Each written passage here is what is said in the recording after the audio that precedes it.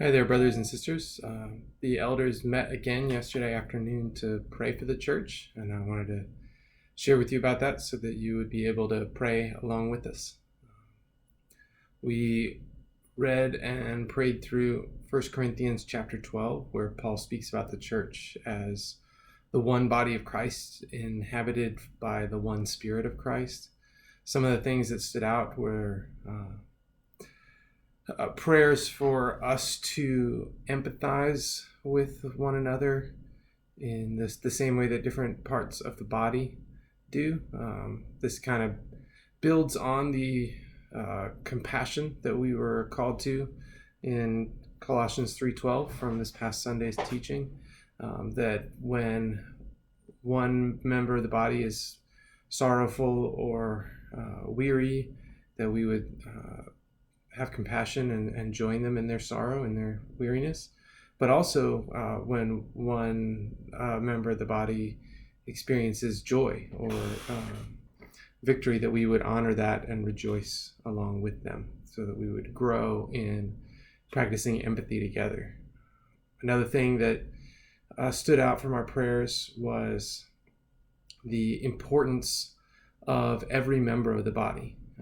Apparently in the church at Corinth and in many churches, there are members of the body who tend to think of themselves as having no real important role, no gift worth sharing or contribution worth making.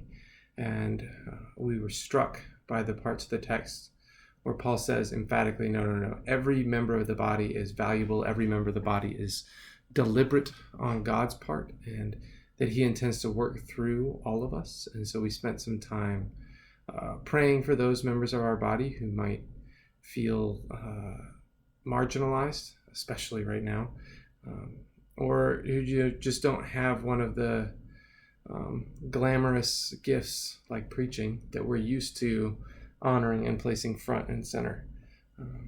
We want to be a body of Christ where everyone contributes and everyone's contributions are honored. And so we were praying for that, and I hope you'll join us as well.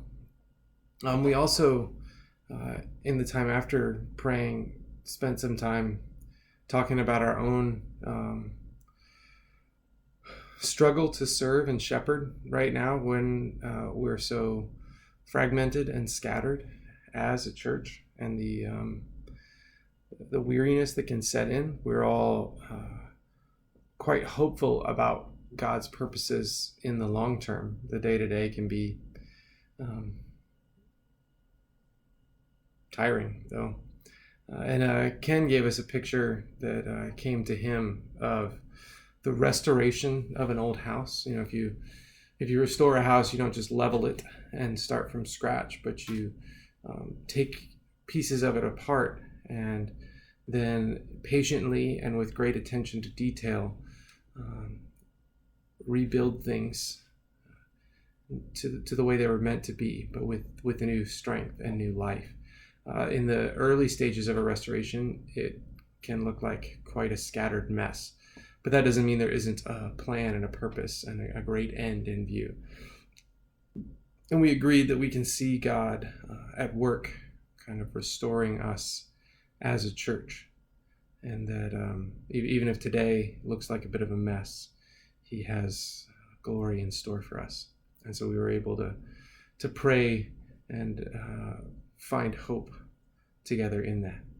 So thank you for listening, and please do pray along with us as we seek God's face and his will for Calvin as a congregation. Thanks all.